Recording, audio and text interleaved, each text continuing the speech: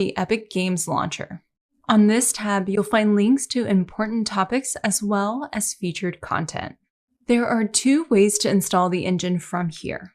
We can either use the Install Engine button on the top right, or we can go to the Library tab. The Library tab will keep track of all of the different engine installations we have on our computer, as well as the different projects we are working on in our personal vault of other content.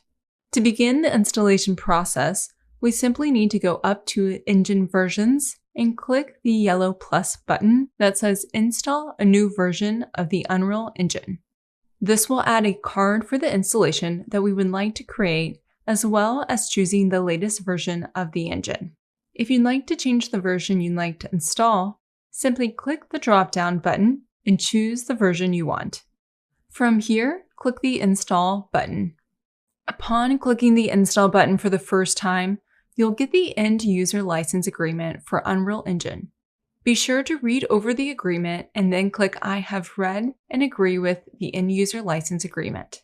After this, click Accept. The launcher will now ask you where you'd like to install the engine.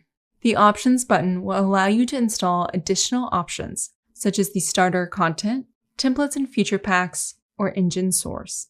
And finally, if you'd like to use a shortcut to engine installation, you can create one here. Next, we need to click Install. While the engine is installing, you'll get critical information on the card.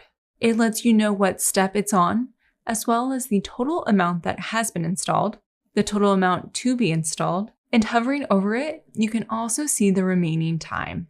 If you'd like to pause the installation, simply click the Pause Installation button.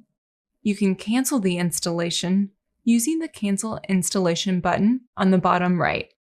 We can add additional installations using the Install New Version button.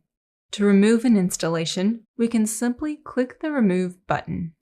Once your chosen installation of Unreal Engine has been installed, click the Launch button on the card. And that's all there is to installing Unreal Engine